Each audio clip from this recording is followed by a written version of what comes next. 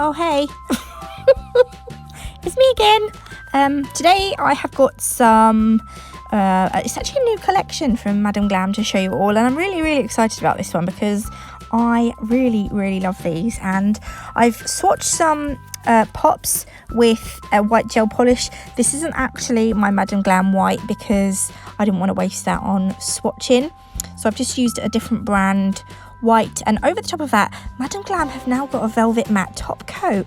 I'm so excited about this because you know what? It's pretty damn good. It's up there with my favourites now, so happy days. So what I've done is I've put 2 coats of white on these swatch pops, then I've gone over with the velvet matte top coat, and then that literally just cures in my LED lamp for 30 seconds, so that's it before.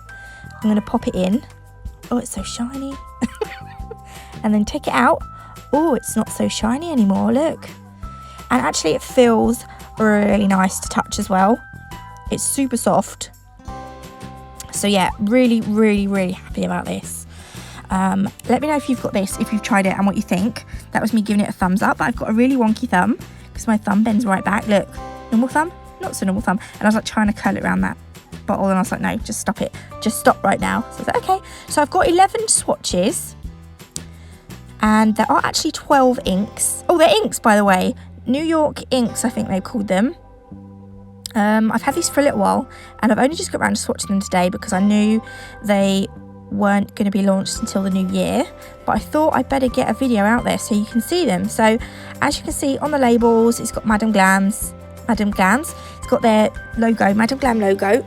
It's got the marble ink, and then it's got 15 mils. So they're all the normal 15 ml bottles. Underneath are the names. I was kind of deciding which one to do first, and I think I'm going to show you me doing the black.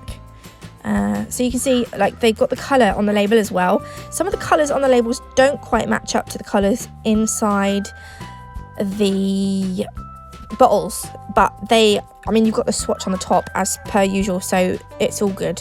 It's all good. So I like to put my inks over a over a matte top coat.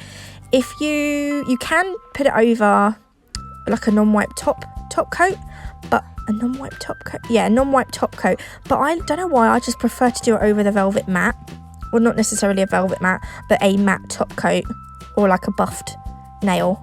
That's just my preference. I do have a reason why. So I just find the ink a little bit easier to control, and also I know that it's fully dry. Oh, this is the clear one. There's a clear ink as well, which I haven't bothered swatching, obviously, because it's clear, but you can use the clear ink to sort of manipulate the coloured ink. Or if you don't have this clear ink, you can use acetone, which I will be using a little bit. But look, I mean, you put this on and it's going to sort of mess around with the ink that's already on there. And what I like to do is I will wipe the brush off on my paper towel before I put it back in the clear ink. Otherwise it will contaminate it, because it will suck up some of that coloured ink. So yeah, so if I have a matte base, I know that the ink has fully dried. Sometimes I find that if I do it on a shiny surface, like a non-wipe top coat, the ink has a habit of smudging a bit. So I kind of have to be really careful when I top coat.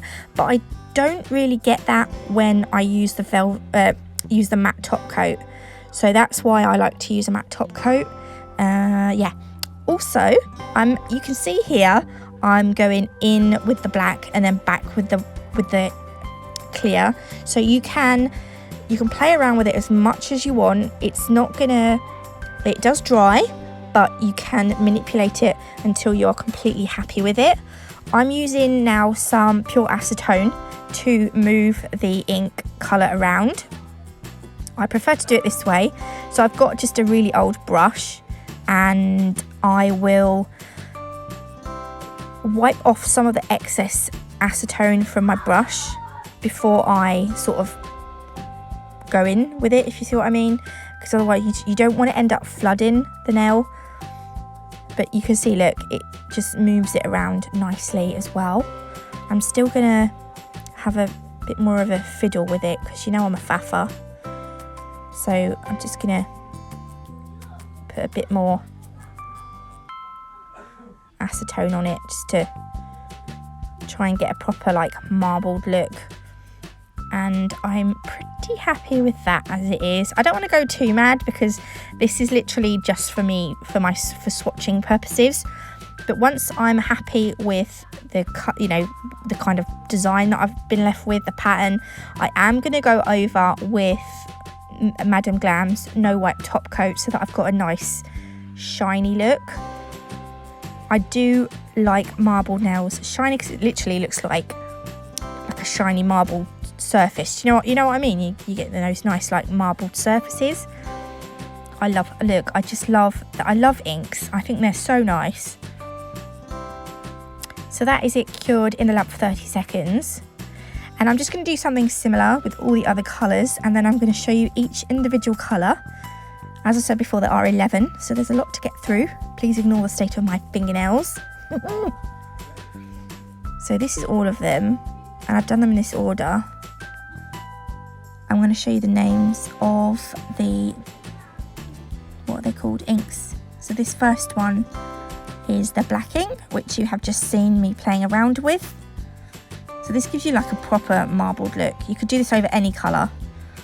The next one is red. No, it's not. It's scarlet. Did it say scarlet? Red ink? Scarlet red? I can't remember. I missed it. But it's a really beautiful, vibrant red. The next one is velvet red. This is more of a pinky red, and it's super, super pretty. It's one of my favourite colours from the whole collection. I really, really like this one. The next one is pink ink. And again, it's a really nice, vibrant pink. I really like this one. So you can see that looks very similar to the label. And the next one is purple. This one, when you go in with the acetone, I don't know what it's like with a clear ink, but it sort of separates the colour and it makes it go like blue and pink. But when it dries, it leaves it more purple. It's really, really weird, but in a good way, not in a bad way. Then we've got light blue ink. This one's going to be really nice for doing like ocean wave nails. Oh, it's going to be so nice. Again, look, it looks very similar. Although there's green in that label. Was there green in that label? Don't know. Anyway, the next one is lime green ink. Again, I really like this colour. Again, true to its label. And then we have got olive green, which is I'd say it was a brighter green. It actually does really look like olives. So that's that one. I don't know what I was doing here. The next one is lemon yellow ink. So I thought this one would probably be lighter because of what it looks like on the label, but actually it's not as light as the label. Maybe I've done it wrong. And again, this one isn't quite true to the.